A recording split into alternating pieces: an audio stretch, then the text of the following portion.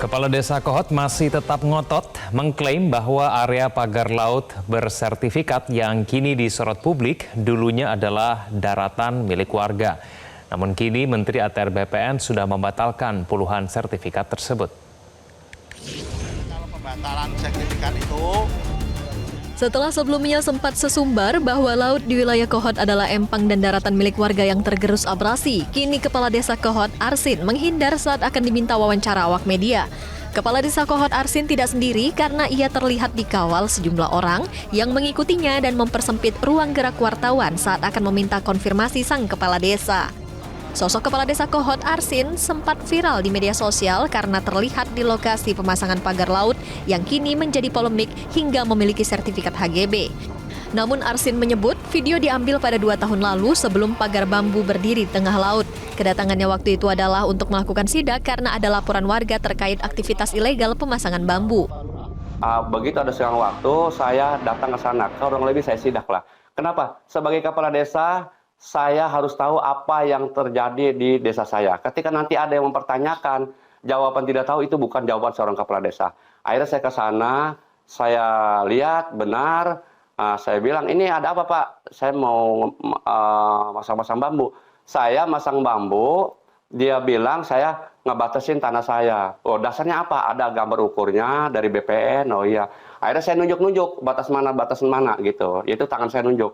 Dan saya bilang, Pak, kalau misal Bapak ngebatasin tanah dia, emang kebetulan tanah dia itu tanah milik, ada akta jual belinya, saya dilihatin ke saya juga. Dan udah abrasi, emang di Kohot ini banyak yang abrasi dah. Ada yang abrasi, termasuk orang tua saya juga abrasi. Dan abrasi ini udah lama ya. Jadi itu foto 2 tahun yang lalu. Sementara itu, mantan Kabareskrim Polri Komjen Pol Purnawirawan Susno Duaji mengimbau pihak KKP menindaklanjuti hasil penyelidikan internal dan menyerahkan bukti dan temuan terkait pagar laut Tangerang kepada aparat penegak hukum agar mereka bisa segera mengungkap dalang pemasang pagar laut. Pertama, dari segi hukum ya, kita minta segera turun, yaitu KPK, Kejaksaan, kemudian Polri. Sidiklah ini kasus besarnya dulu korupsi, suap. Kemudian yang lain sesuai tadi dikatakan Mas Doni ya, yang punya PPNS terkait dengan lingkungan hidup. Kemudian yang merusak biota dan sebagainya. Kemudian mengganggu alur pelayaran dan sebagainya.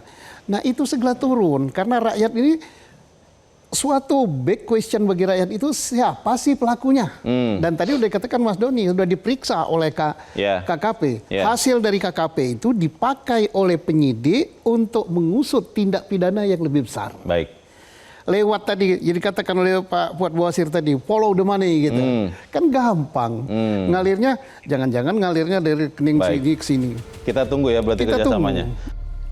Sebelumnya pada Jumat siang 24 Januari 2025, Menteri ATR dan Kepala BPN Nusron Wahid mengunjungi lokasi pagar laut di Desa Kohot. Kunjungan bertujuan memeriksa langsung lahan yang miliki sertifikat hak guna bangunan dan sertifikat hak milik. Nusron sempat terlibat perdebatan dengan Kepala Desa Kohot Arsin yang masih ngotot soal pagar laut Tangerang dulunya adalah empang.